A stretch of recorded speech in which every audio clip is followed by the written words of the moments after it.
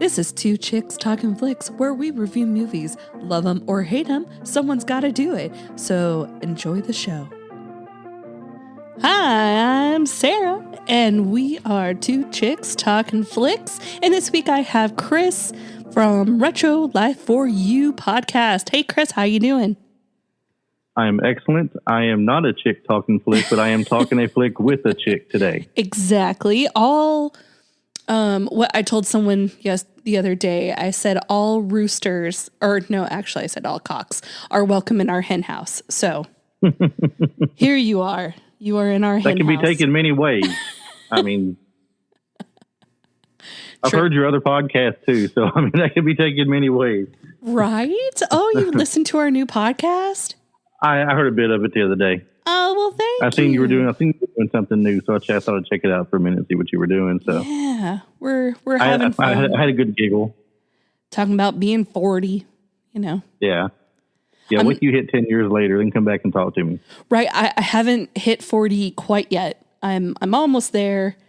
I guess I was cooking at this time, so technically, you know, I was probably alive 40 years ago, but hasn't quite happened yet. It's not as bad as you think it is. It's just one more year. Right.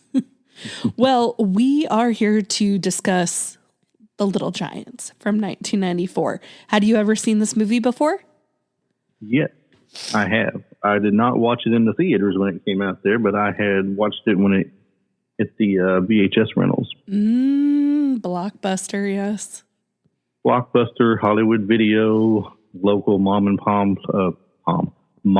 pop place, video rental stores. I mean, you know, wherever you could find it. Yeah, I don't know if I saw it in theaters, but I do know that this was one of mine and my best friend's favorite movies. We watched it. If we weren't watching The Mighty Ducks D2, we were generally watching this movie. And it's funny. That's funny because this is basically the football version of The Mighty Ducks, it feels like. It is. For sure. It has a lot of that. I mean, you know, it's a Disney movie, so that's going to happen. But we loved it because of Devon Sawa, who plays Junior in this movie. He's a hottie. Is that what brought you to the movie too? Oh, absolutely. Knew it. It was Devon Sawa all day long. I mean, he's the one that runs the football for the other team, right? The big spiked hair guy and everything. No, he is. No. Oh, I'm sorry. He's the kid that kicks the football. No. He's the quarterback of the Little Giants. Oh, my bad. Okay, so it must not have been him after all. No, it was the blonde. It must have been the fact that it just looked funny with Rick Moranis in it, I guess. And, you know, that drew me to it. Yeah. It's going to be a little problematic for them later because his mom and her dad like each other. The kids, you know, kind of have crushes. It's going to get crazy. Yeah. They kind of play that off there toward the end and kind of leave you hanging on how it turns out. Mm-hmm. If there was a part 2, I would have been there with bells on. But alas, there was never a part 2. They should have had a part 2. It could have been both the little teams playing together for their Pee Wee championship against somebody, you know. That would have been good. Right? I would have watched that. That would have been fun. So, for anybody who hasn't seen the movie, which is insane because you should, it's greatness. Basically, we have Ed O'Neill. He is the O'Shea brother. He's Kevin O'Shea, and he was a big-time football player in this town of Urbania. And I mean, like, how big can you be if you just stayed in your same little town? Man, I mean, well, he lets everybody know how big he was at the football tryouts, right? Right? I mean, I think he tells everybody. He probably goes around and is like, you know, I won 3 high school championships. So he was channeling his inner Al Bundy before he knew it. Right? Yes. And they even did the Heisman move in the movie that he does. You know, I was Married with Children already going at the time? Yeah. So, I mean, he was just in the 80s. It's not, Yeah, so it's not him channeling Al Bundy before he knew it. He just really was channeling Al Bundy. Uh-huh. Because, Al Bundy won, was it 3 or 4 state high school championships? Something like that. I do know that he would always do the Heisman Trophy, move. Strike that pose and remind everybody of how he did win those football games. And what a life. And then we have his brother, Danny O'Shea, who is like a nerd. He was always on the injured list or put himself on the injured list, a bench warmer. And he's lived in the shadow of his brother's giant ego his whole life. And he has a daughter, Icebox, who really wants to play football. But her uncle, who is putting together a team called the Cowboys, go Cowboys, but he doesn't pick her, even though she's one of the best players. And so she tries to get her dad to start a new team. Or she does it behind his back, really. And they have a rule, 1 town, 1 team. And, or I think it's not like a real rule. I think he just wants it that way. That's my take on it. And I'm sure it probably was. Yeah, I think that's more or less probably how it was. And they decide in 3 weeks they're going to have a big scrimmage. And whoever wins gets to stay a team. And, of course, the victory goes to the mighty, mighty Little Giants. As a Cowboys fan, never fun that the Giants win. But in this movie, I'll take it. I have one problem with this movie and one thing that I think is kind of funny and stands out for me right now today. Okay. One, it showed the Cowboys losing, and that's been more often than not the last few years, unfortunately for the Cowboy fans. Yeah. And 2, they should have been called the Titans. Not the Cowboys, the Titans. Why is that? Because Tennessee Titans, they rule. Yeah, but they're not in the Tennessee. They're not in Dallas either. That's not hard to say. I don't believe they're in the inner city of Dallas from the looks of the place. But in 1994, who were you going to be? You were going to be the Cowboys. Yeah, you were going to be the Cowboys in 94. I can't really remember if they said it or not. Did they say where Urbania was located? I believe it's in Ohio. Okay. Because isn't that where they were trying to get to the Canton, right? Isn't that where the football... You know what? I'm looking at it right now. You're right. It is Ohio. Yeah. I thought it was Ohio. And you're right. When John Madden's bus pulls over, he's saying they're trying to get to Canton. He's showing how he comes through the state and then he just zig over here real quick. And which, if they hadn't have done that, I mean, it would have been a waste, right? Right. That was actually a note in mine, on my notes. So any parts that stick out to you in this movie? Any parts that you really liked or parts that you hated or thought were ridiculous? I mean, it's just one of those kind of, like we said, talking about Mighty Ducks and Little Giants and even going back further than that with Bad News Bears and stuff like that. It's just the cute little kid sport comedy bit where funny things happen and then they ultimately win in the end. But so nothing really stands out as great, but I mean, quite a few humorous parts of it. I definitely remembered for it even happened. Like when the kid that they find who's going to be the kicker goes to kick the ball in the game, and he doesn't kick the football, no. But he kicks the poor kid between the legs and he's down, and the announcer's yelling something about, oh my, somebody got like something of somebody's nut butter just then. Yeah, I found grandma's nut butter. Grandma's nut butter. that always made me laugh because the look on the kid's face when the next time when the kid goes up to kick, when he scored the first touchdown, and he's like, down. Yes. And he actually kicked the football instead that time. So, yeah, little things like that. Or Becky O'Shea, the ice box, running the kids down when they're on their bikes and she's chasing them on the go-kart. I love that part. There's quite a few funny things in it. One of my favorite parts is, and I've said this so many times, is when Sulfur, the one that farts. I can't think of his name right now. When he gets tackled and his helmet comes off, and they're like, he has chips in his or Cheetos, and he goes, crunchy or puffed. He's like, puffed. He goes, wimp. Yeah. Zoltek. Yeah, Zoltek was his name. He's like, wimp. Wimp. I don't know why, but every time I see like a bag of Cheetos or crunchy or puffed, I'm always like, wimp. Or when she's hot to trot, she's still got a squat. I used to say that all the time. What were you going to say? I had a thought for a second and I lost it. So one of my weird inconsistencies in the movie is that her Uncle Kevin says Icebox is a girl, yet he calls her Icebox. So why wouldn't you call her Becky if you don't see her as a football player? Like, what's the point of that? I think what it is she's always been nicknamed Icebox. That's what she grew up being called, and that's what she wanted to be called. Yeah. Suddenly, she's got these feelings now because she sees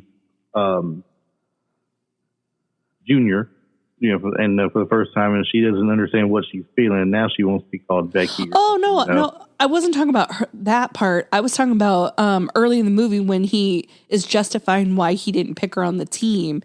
He says she's Icebox is a girl, and but then he calls her Icebox. Why would he just call her Becky? Yeah, I get you. I know it's a good point. It's weird. Yeah, that's a good point. You think maybe he would just go ahead and call her Becky and emphasize the point he's trying to make when he says she's a girl. Yeah. But maybe kind of deep inside, maybe he knows he should have picked her too, though. Well, he just didn't want to because he's trying to win a state Pee Wee championship, right, for the town of Urbania. So he's got to pick all these good boys that play that's going to win him the championship and everything. I guess maybe he's thinking if he puts a girl on the team, he would be laughed at or something. The great Kevin O'Shea is not going to be laughed at. But, when your niece is better than half the boys, it's like, it's a no-brainer, sir. Right. And, the other one of the other funniest parts in the movie is when he's emphasizing to some of his players that she's just a girl. Yeah. But we got to take her out, right? We got to take her out. So I want you to he got his wife holding the cushion up, right? So he tells the kid, go up there and you hit her now. Hit her now. Take her down. And he runs into her and he bounces off of it and falls to the ground. So he lines up to show him how it's done. And she steps out of the way and he goes flying out the window, lands on the branch the wrong way, then into the pool. Yeah. And then before you know it, they're all laughing in the living room, watching the tape over and over, rewinding and playing it. Yeah, it's like if you're not afraid of her, then why? I understand why you don't put her on your team, but if you are, then why did you not put her on your team? That doesn't make sense. Right. And right at the end of the movie, whenever you see Spike do the cheap shot on Junior and take him out of the game, and she gets mad and comes in, and the guy's father's like, wait, why is that girl coming on the field? He said, that's no girl. That's my niece. And she's mad. She's pissed. Did he call her Becky then, though, or did he call her Icebox? I think he said that's my niece Becky, didn't he? He says that's no girl. That's my niece Becky. No, that's my niece Icebox, and she's pissed. Or that's no cheerleader.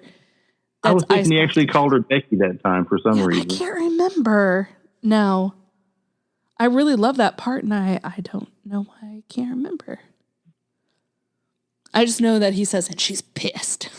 Right. And you get a little smirk on Spike's face as he spears Junior and walks off. He's kind of got a little smirk on his face, laughing at her as he walks off and throws the pom-poms down. And she comes in, first play of the game.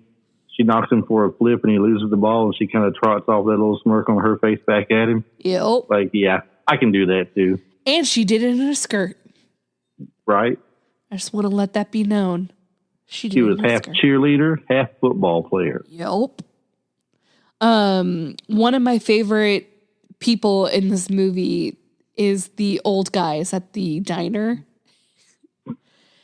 But they're pitting the brothers against each other. Yeah, but I don't know what they gain from that. That's the weirdest part, is that they look like they're trying to do something, but it never really pays off. Like, why would both of them, if they're both trying to win a bet, why would both of them tell each person that Spike is just moved and then high five? The way I took it was that, yes, it was a bet between the two. They're going to be a little competitive about it. But at the same time, I think they just want to twist their gears and see what they would do. Just pitting them against each other to compete for that one kid to see who would get him and see how it goes. Because It was going to be something humorous for sure. Yeah, I like the driving through town and all of that. It's a lot of fun. Yeah, there's something ridiculous for you right there. What is Kevin O'Shea driving? Do you remember? It's a Chevy of some sort. Looks like a big sports car, doesn't it? Yeah. Looks like it's going to be really fast. Mm-hmm. What is Danny O'Shea driving? a little go-kart. Yeah, go-kart. He's not going to keep up with him on the road, for one. He's just not. My thing is how the hell does he have, like, it's a gas station, but it also looks like a shop.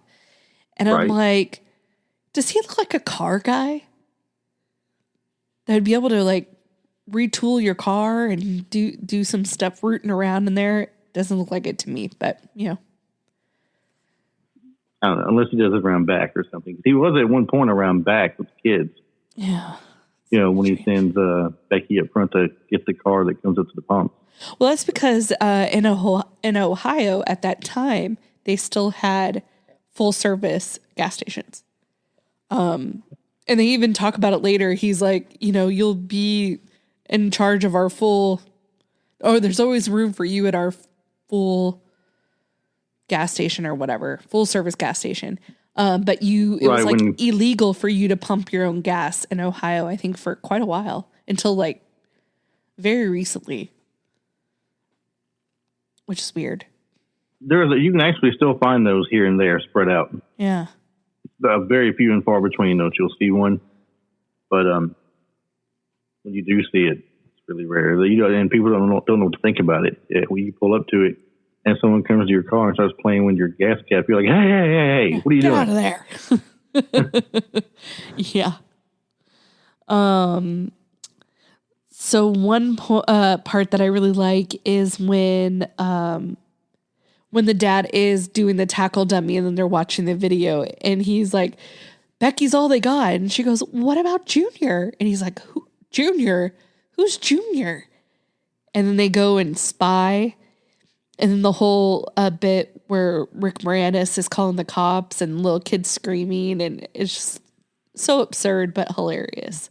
There's these strange men in the bushes, and they're looking at the little boys. Help, hurry. I love it. It's so funny. Yeah. When they're receiving their uniforms. Mm-hmm. And someone's like, what's that? And they're like, uniform. And the little kid goes, death shrouds. Yeah. So the morgue can identify the body. They got your names on the back. So the guys at the morgue can identify the bodies. I've always loved that part. Let's see here. I do think that Kevin has some redeeming qualities at the end of the movie when Spike's dad has Spike do a cheap shot. He said that they'll be gone if they do something like that again. He doesn't believe in that kind of stuff. And I was like, oh, that's nice. Right. He didn't want to win that way with cheap shots. Yeah. I also wondered when he comes up to the little diner where Becky's in there sitting. Yeah. And he sits with her and he's talking with her and he realizes that, she's starting to have these little things going for her. Like she likes Junior, obviously. Yep. And he's like, do you think that, and I forget the little girl's name, do you think she likes him? And he's like, yeah, and he talks to her a minute like, I think when it comes down to it, he's going to want somebody who's more like a cheerleader and not a teammate. So I was wondering to myself at that point, is he actually being a good uncle right now, or is this a scheme or something to get her to get off the team? But if it's, I mean, to me, it looked more like he was really trying to be a good uncle to her than just trying to get her off the team. But he'd also benefit also if she was to just not play and be a cheerleader. Yeah, I put that Uncle Kev is trying to psych her out. I think it's a little bit of both, to be honest. I think as a uncle, he was trying to make her feel better. But as a coach, he was trying to get her to quit. You kind of get to feel both ways. Yeah. Because when you watch it, I'm pretty sure when I was a kid and I would watch this, I'd be like, "Oh, look, he's trying to be nice." But when I watched it yesterday, I was like, "Oh, you." But then again, devil. when she comes to their house later, though, he knows exactly why she's there. And she asked to speak. Yeah, she asked to speak to the aunt that's there. You know, he just looks like, okay, come on, kid. Like, let me take you on here. Like he felt bad for her, and he's glad she come by to talk to her. You know, so I mean, that's what I'm saying. I kind of had a hard time distinguishing whether he was trying to scheme something or if he was really being a good uncle to her. And what sucks is that I guarantee you, because he doesn't have girls or boys, and his brother doesn't have boys, they only have daughters. And so she's the closest to a boy that he has. And so I'm sure for years she's gone over to their house and like watched football with him and, learned all she could about the great Kevin O'Shea. And, so he probably wants to protect her, but he also doesn't want her to be disappointed and let down either. Well, I'm sure she's learned a lot. I mean, she was quoting his speech word for word to the kids before he was saying it. Yeah. Which is crazy that most of them were, 10 to 12-year-olds, something like that. How are they not played football before? Or is that just a Texas thing where they start real young? Well, I mean, you talking about like the ones that get picked for the Cowboys team, they all knew what they were doing. They knew how to play football. Yeah. The ones who didn't were the ones who looked like they were probably the last ones to get picked for everything. The last one picked for dodgeball, the last one picked for kickball, the last one picked for, wiffle ball or something. Or basketball. Like Hot Hands Hayden, he's really good. He just can't catch the ball. But like when good he at does, catching a roll of toilet paper, but he couldn't catch the actual football. But when he does, he's really good. So, you just got to find what works for your people. I feel like I'd read somewhere, and you're talking about like how old they are and everything. I thought I read somewhere that David Sawa was like quite a few years older than most of them. I think he was like, here it is. He was 15 during filming. Wow. And much taller than his 10-year-old castmate. Mm-hmm. But to be fair, a lot of them were just small kids, to prove the point of how big the other team was. So, right. They may not have been that big of a difference if they weren't such puny kids. But like, I think he was about the same height as all the other boys on the other team. Yeah. More or less. I think he was actually probably shorter than most of them. I think everybody was shorter than Spike. I mean, he's like a foot half taller than all of them. It looked like. Spike looked like don't care. He's playing for the varsity team already. Yeah. Spike don't care. Spike doesn't play with girls. Did you hear? Ugh. I hate Spike. I hate him so much. Well, he tells the one kid, though, Zoltek, he tells him he's going to, what is it? You'll be farting out of your mouth and talking out of your butt. Yeah. And he knocks him on the ground, and his head is in the ground and his butt's up in the air. When one of his teammates say, "Are you okay?" And he talks back to him, but it's echoing. Like and they're like, wow, guess you can do that. Yeah. One of my favorite characters, which we were kind of talked about him, is Johnny. He's the one that gets kicked in the nuts. But I just love anytime he's on screen, it's pretty funny. When they decide to throw him the play, he's like, to Johnny, but I'm Johnny. He's like, why are we throwing to me? Chicken little flea flicker on one. Wait, what is that? It's a pass to Johnny, but I'm Johnny. And then it wasn't even a pass. Wasn't even a pass. It was just hike the ball and turn around and hand it to him. Yeah. Now run. and then he runs to his dad. And for some reason, every time I watch this movie until this past time, I always thought, like, it was just him and his dad. And then I thought about it and I was like, wait, who's taking care of this kid? Because we never see a mom. And I was like, it looks like he has a mom. Or is this like a CPS situation and no one is caring that this kid's by himself all the time? I can't remember. Was the mom there that night when they were introducing the little giant scene to the parents? It didn't seem like it. He didn't. It looked like he was leaving on his own. Yeah, we didn't. He's like, I didn't get to meet your dad tonight. You know, he's like, well, he's got work. Yeah, they never really said. And they never show the mom, so I always assumed that the mom was dead, and it was just like a him and dad situation. Yeah. And then I was like, oh, he probably has a mom. But what about the mom that brings the real little skinny kid there, and she's giving her entire life story while introducing him to the coach and everything. Okay, but it's very inconsistent because I thought she said she couldn't have kids. And Jake was a miracle. But then later on, she says that this football has been really great for the family. And Jake says that he has a lot of brothers and sisters, and he's the only one that didn't throw up when they were on the boat. So I was like, well, that doesn't make sense. Kind of contradicts, doesn't it? Yeah. You know, I never noticed that until this rewatch. I didn't pick up on it really. I wasn't paying attention to that, I guess. I know what you're talking about now, but I didn't really. I guess they're kind of banking on people not putting that together. I didn't pick up on it or think about it.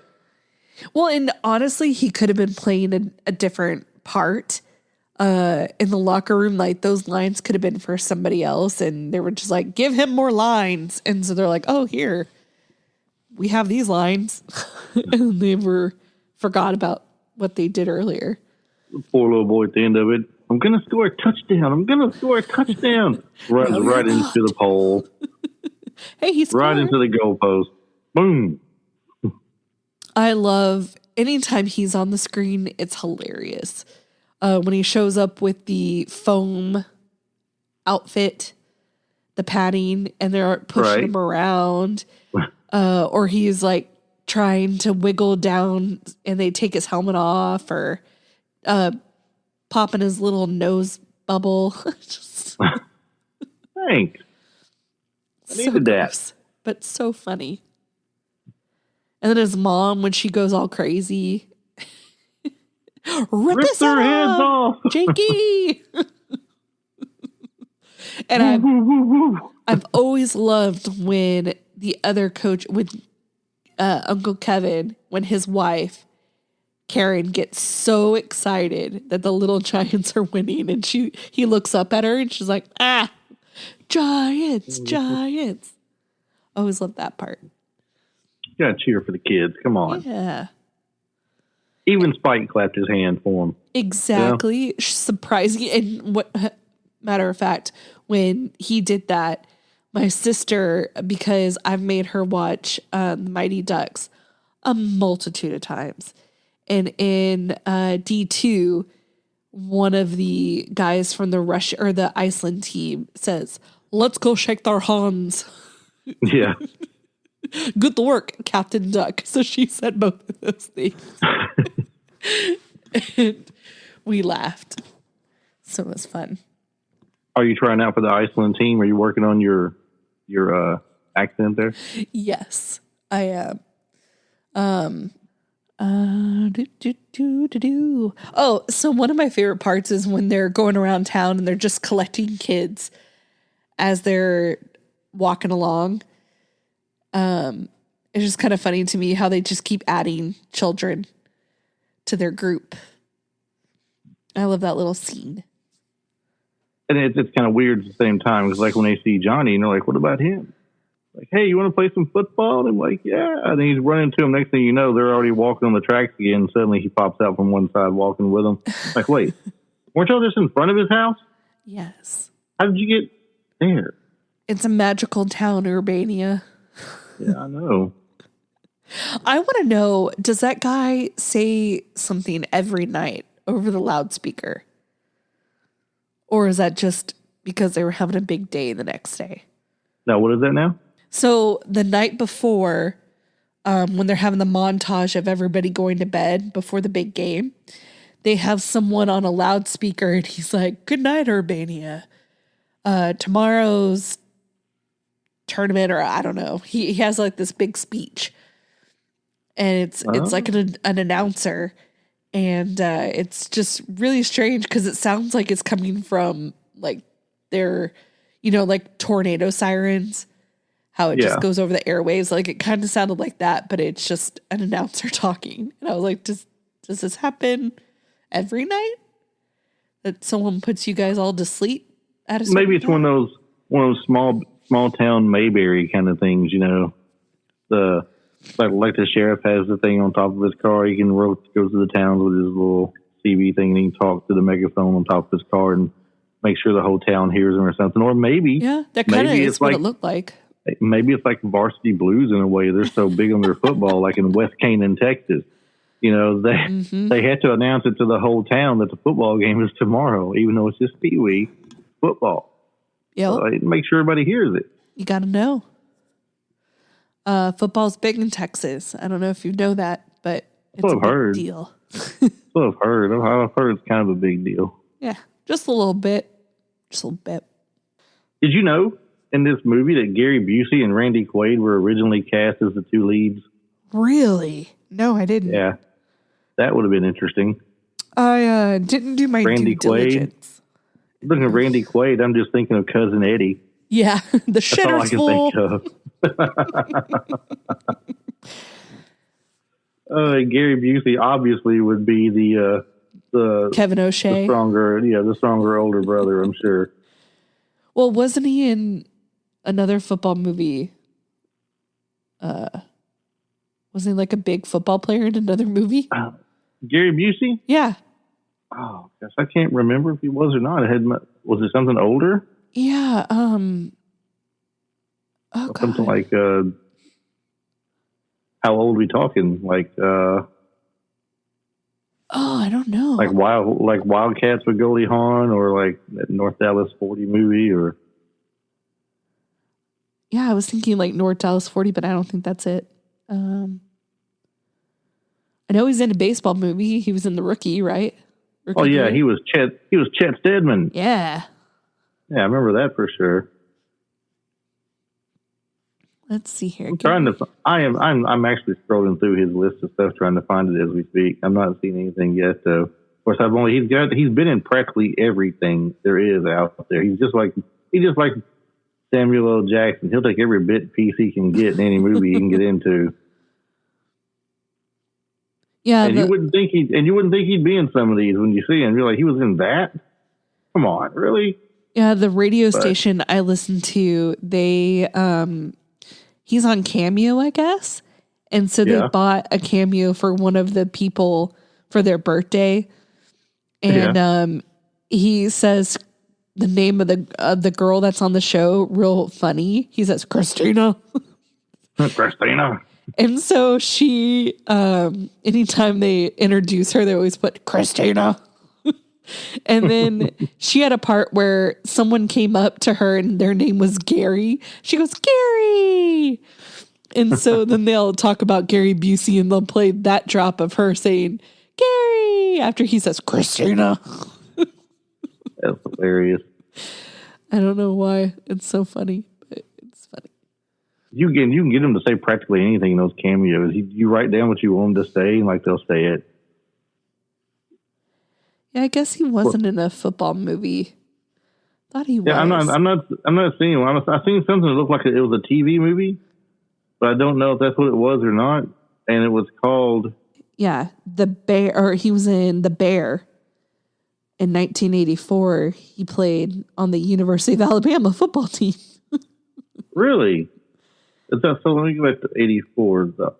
Paul W. Bryant. I saw The Bear, but I didn't take that as being a football movie. Bear Bryant. That Bear Bryant. Sense. I mean, we were just talking about Alabama football. So one part at the beginning that sets the stage for the O'Shea brothers is when Kevin tells his little brother, he says, "I'm just so good that you look so bad." Are you trying to cheer me up? Yeah, that's so mean. And he doesn't even pick his own brother to play. Right. Rude. And he tells him at the end of it, he says, one of these days, little brother, it's going to be our name on that tower. Mm-hmm. The O'Shea brothers. Then you fast forward so many years now, and now it's just Kevin O'Shea. Yep. But that was part of their bet when they won, and he finally got his name out there. Did you know? I'm going to throw another did you know at you.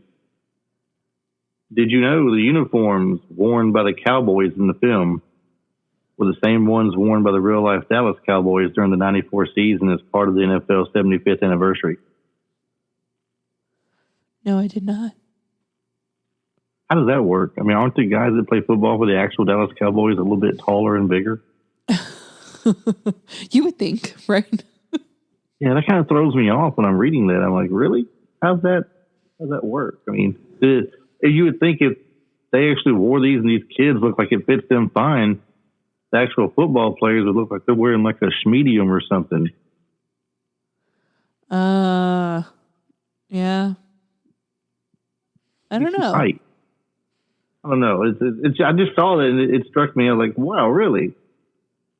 And the more I look at it, I'm like, okay, that can't be right. Well, I think a lot of the players that actually played on the field were adults. Because if you look, like there was a couple plays, I was like, oh, that's not the same kid. I think they had like a stunt team out there playing. Yeah. So they're probably the ones that are wearing the jerseys and the kids are wearing ones that fit them. And then looking at the fun trivia facts about the movie, you just said this earlier. So someone else is backing you up out there too. Yay. When Jake shows up in the garage with his mom, she implies he's an only child. However, later, while in the huddle, he implies he has a sister. Mm-hmm. Yeah. Plot holes just all over the place. Just everywhere. Landfills of plot holes. I think we should write the writers. Be like, how dare you? Exactly. I mean, I wanted to enjoy your movie, but I can't now because it's stuck in my head where you messed everything up.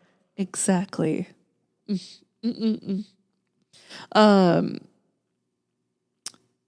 So I said me and my best friend love this movie. Obviously, we love it because of Devon Sawa and his bowl haircut of wonder.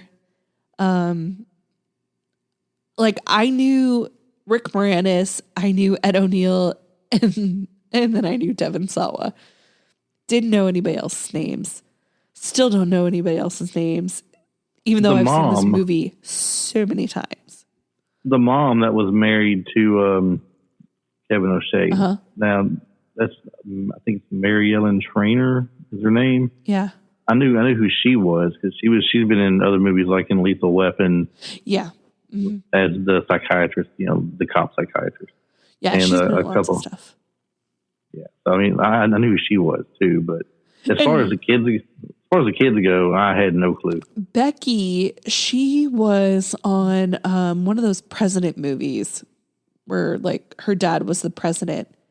I can't remember which one it was, but I know she did that. But I've seen all the kids in lots of other stuff before. Because I was around their age. I still don't know if I recognize the kids or not. The American President was the movie you're thinking of. American President. See? But she didn't do a whole lot as far as movies go and TV. She didn't do a whole lot at all, really. No, she did a bunch when she was a kid, and that's it. I think Little Giants was her first. Yeah, Little Giants was her first in 94. American President in 95. Then after that, it's a bunch of TV series. One episode here, one episode there, a TV movie. There was some TV series called Ladies Man. I can't say that I remember it. No, I remember the movie. From 99, it went from 99 to 2000, and she was in 21 episodes. Don't remember that. Yeah, but other than that, I mean, it's just spread out. Pretty well spread out up until 2019. That's the last thing she did. One other part that we hadn't talked about was when she storms off and she goes to the lake and she's watching this couple kiss. And then he comes and they're talking about the couple making out. And then she asked him if he ever thought about kissing. And he's like, no, that's gross. And she's like, well, don't you ever want to like practice like a friend? And he's like, no, I'm really weirded out by this conversation. She's like, but you have to learn how to kiss to have babies and get married and get a job. And it's like, you don't. And he's like, well, he said, okay, yeah, but you don't have to kiss to have kids. And I was like, you don't have to know how to kiss to have a job. And you do. But she goes, but you got to kiss. You have to know how to kiss to get a job, though. And he didn't argue that fact at all. I know. I was like, okay, that's the one thing you don't have to know how to kiss for. And if you do, then that is not the job you should be at. Or is it implying that somebody is kissing butt while they're at work, and that's how they move up the ladder? Maybe. And that's why you got to know how. Maybe kissing some ass. That could be something to do with it. Could be. Like, I guess, but that sounds like a younger kid thought, not an older kid thought. Right, right. Be like, no, we have to kiss ass. I need to know how to kiss. How will I keep my job at the Dairy Queen if I don't know how to do that? If I can't kiss, how? Is there anything else about this movie that you loved or hated? I mean, I really like the ending of it. I'm always a big mark for, the lessers coming up and winning in the end, the ones who aren't considered to be as good players. And underdogs. The underdogs. Thank you. I could not find the word. I'm always pulling for the underdog to win. And then when they do win, it's always a fun feeling. And then you see the two brothers out there and Kevin's like, you're not going to hold me to that stupid bet, are you, that we had? He goes, oh, am I the kind of brother to put his only other brother out on the street? He goes, no. He goes, no, I'm not. He goes, don't worry. There'll always be a job for you at the Danny O'Shea Chevrolet dealership. I'm going to start you out on commission. He's like, oh, come on. So then he said, well, there's one thing I want. And he looks up at the water tower. And the next thing you know, it says home of the O'Shea brothers. Yeah. So, which is so nice. I kind of like that. How about you? No, I think I hit everything. All the different, we obviously didn't talk about the football players coming. Because that's just ridiculous. They're trying to get somewhere and they get lost. And instead of just saying, hey, just keep going down this road. Hey, why don't you come talk to these kids? And so they had all these professional football players out there. Emmitt Smith. Bruce Smith. Yeah. I don't remember all their names. Oh gosh, there was Emmitt Smith, there was Bruce Smith, there was see, you had to say something, didn't you? Now I can't remember him. I remember Bruce Smith was showing him the intimidation bit. Yeah. Mm-hmm. With the football. And of course John Madden was going over plays with the little kid. That's when he comes up with the annexation of Puerto Rico. What if you did this instead, though? Yeah, because that's when he tells him he doesn't have a tailback or whatever. Yeah. And he was like, fumble Ruski. She ain't got the ball. I like he's like, no mercy. She goes, no ball. Or, so the end of it, we're talking about this again at the end of it. He's about to, he thinks they're ready to win the football game. So he calls the play in for Spike. And Junior's mom comes down to the field and she's like, Danny, do you remember that state championship game that Kevin ran the winning score in for? He's like, yeah. So he calls the timeout and he knows the play. Yeah. What's happening? He's going to run in with that play. That's his thing. So they line up for him. He's like, they know the play. They know the play. How do they know the play? Because you only have one play, Kevin O'Shea. Well, and they said Spike's getting the ball. Well, of course Spike's getting the ball. Who didn't think Spike was getting the ball? Right. If he was a genius coach like they made him out to be, though, Spike wouldn't have gotten the ball and somebody else would have ran it the other direction when the kids all lined up to the left. I mean, they shifted the entire line all the way to the left. And that quarterback what happened to audibles? Was not smart enough to read that they all shifted.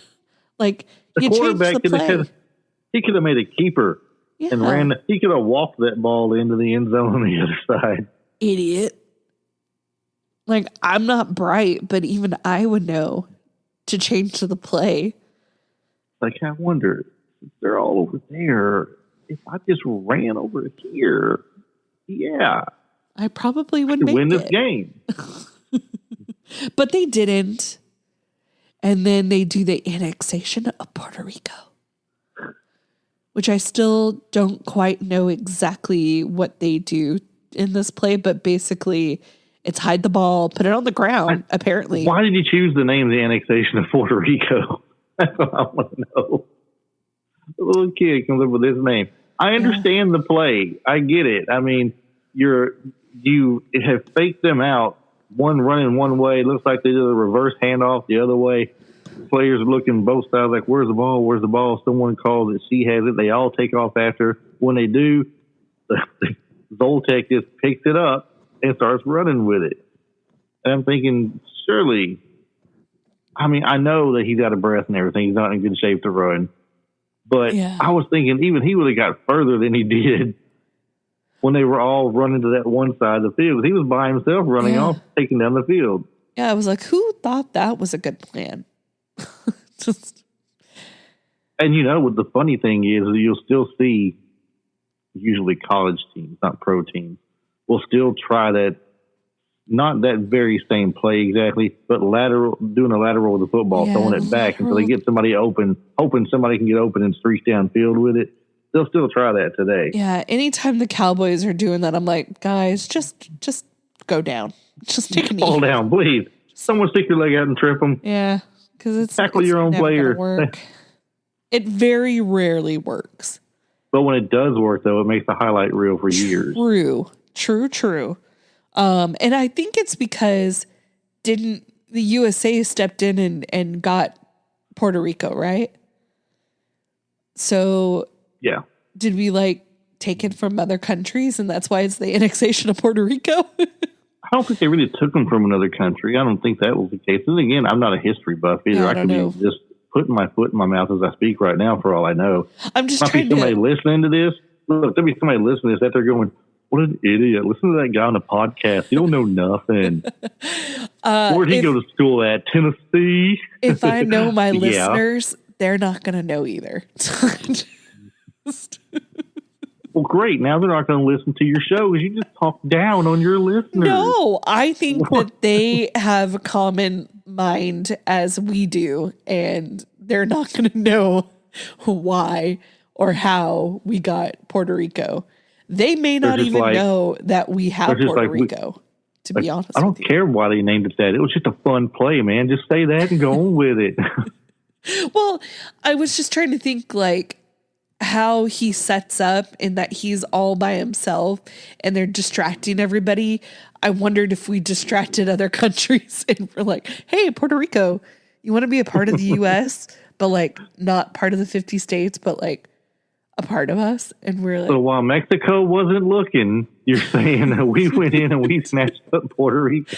I don't know, right? It makes sense. I guess it's possible. I mean, I have to look it up. I'm not a history person. We'll figure it out eventually. Yeah. I might look it up or something. All right. Well, I forgot to have you do this at the top of the show. So why don't you tell people what your podcast is about and where they can find you? Well, you can find us practically anywhere. We're on iTunes. We're on Spotify, Google, Amazon, iHeartRadio. We have a website. You can listen to it straight to the browser if you want to. So you go to www.retrolife4u.com. Awesome. And you can listen to it straight from there if you want to. We talk about 80s and 90s movies. And here lately, I have been tossing a few extra things in there. So I believe it was you I had this conversation with, too. Like, why don't you change your name so people know what you are? And I'm like, so they really changed the name, but I kind of added to it a little bit. Okay. So we're like Retro Life for You, movies, and more. Although we're really mostly movies, though. We're eventually going to get a YouTube channel going. We have one, but it's really not updated. Hasn't been for a while, really. But we want to put more stuff on there, and that's where the more is going to come from. We'll have some TV stuff, some music stuff, things of that nature. So some extra content. Would you want to come on my other podcast? It's Flirting with 40, where we talk about things from the 80s, the 90s, fads, trends, all those kinds of things. I could do that. I mean, I'm actually flirting and beyond with 50 at this point, but I could do that though just the same. I can be like, let me tell you what 40 was like. Yes. We need someone who was there before we saw things happening, because we're both born in 83. So anything before that, I have an older sister. She has older siblings as well. So we kind of know a little bit more than like your average 80s baby who may be the firstborn. We had older siblings that can kind of show us the ropes a little bit. Right. But yeah, you can tell us about stuff that maybe we don't remember because we were babies. You were too young to know any different. Like you said, born in 83? You said? Yeah. That's right, because I'm 10 years older. I was born in 73. So you didn't really get to experience the Dukes of Hazzard on television when they were big. Nope, saw the movie. You just got to hear about their racist car later in life, according to everybody in the world. Yes. So, yes. But if growing up in that time frame, watching that TV series, it was well loved by a lot of people. In favor. So I mean, that's one of the things I can always throw out there. I know what that was about. Yeah. I mean, I remember everybody knew who JR was and who killed him. Oh yes, that was okay. I'm sorry, so not killed him. I'm sorry, who shot JR? Yeah, who shot JR? It was a dream. Spoiler alert. My family actually lived in England while that show. Like I think when the first season came out, they were here, and then when they moved there, they were just getting Dallas there, and so it was a big to-do. And when they came back here to the States, they got to finish up the show and find out who shot JR and all of that. It's a fun little tidbit. And yes, you said spoiler. Well, it was a dream. Me and my mom watched when it rebooted and came back out a few years ago. We watched it. Now, was that kind of a reboot or kind of a carrying forward with how it was now? Yeah, it was a carrying forward because all the kids were older, and they were taking over the ranch and all that kind of stuff. And what was really cool is that they actually filmed a lot in Dallas. So you got to see Dallas skyline and Dallas stuff, which was kind of fun. Right. I mean, and they're always wanting to remake things from that time frame. Everybody's always talking about they're going to remake this movie. They're going to remake that movie. I mean, they tried doing 3 different versions of the TV show Knight Rider, trying to recapture what the original had, and they just couldn't do it. The second or the last incantation, I think it was the last one, has a guy who was on All My Children, and I thought he's super cute. Now he's on Magnolia, Sweet Magnolias. It's on Netflix, and he's adorable. On the last version of Knight Rider they tried, you mean? Yeah, okay.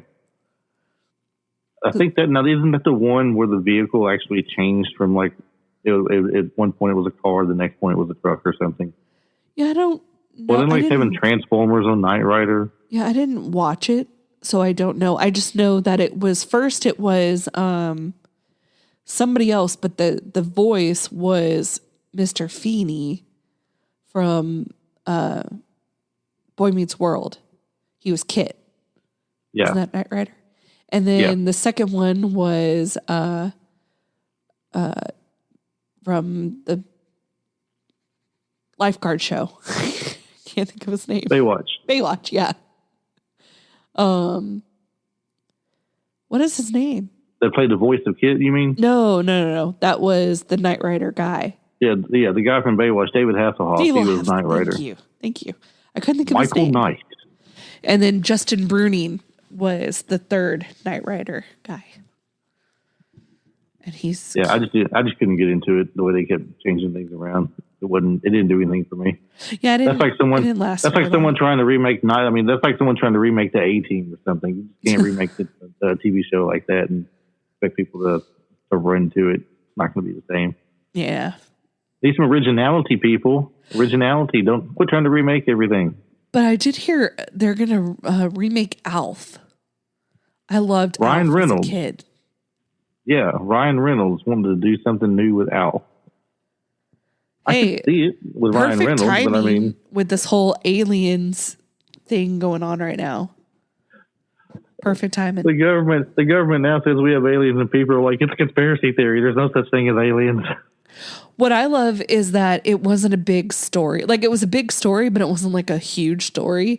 And I think it's because 2020 messed us up so much when, like all that weird stuff was happening with like the poles in random places and the rock formation things and the killer bees, all that stuff. I think we're just like, of course there's aliens.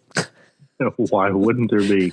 But they're trying to get out of here as fast as they can because they see the idiots living on the planet. We don't want no part of this. They're like, they've messed it up. Well, let's get out of here. It's weird. Well, one last thing we need to do before we skedaddle. What would you rate this movie? So we rate the movie 1 out of 10, and then we rate it out of something from the movie. So let's just say you'd give it like 7 toilet paper rolls. So what would you rate this movie? I mean, it was funny, and it had in my opinion, a good ending to it. I like the people in the cast that they picked for it and everything. So I would actually give it an 8 toilet papers out of 10. 8 toilet paper rolls out of 10. Ooh, that's I want to go that far with it.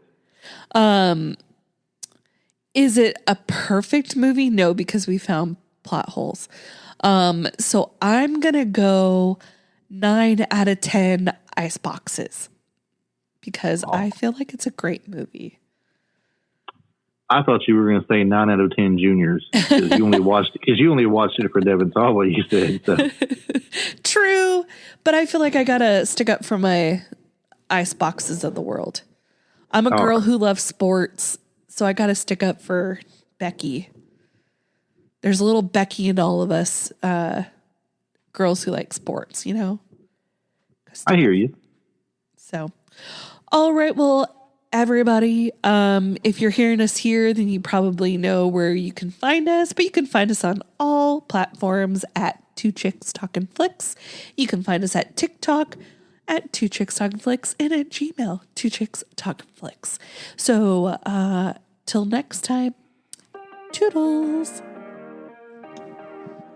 This episode was produced by Two Chicks Talkin Flicks. Music was produced by Michael Girvani. If you like this episode, please like and subscribe. If you'd like to be a part of the show, have a movie suggestion, or just want to give us some love, you can email us at twochickstalkinflicks@gmail.com. Thanks, guys. Toodles.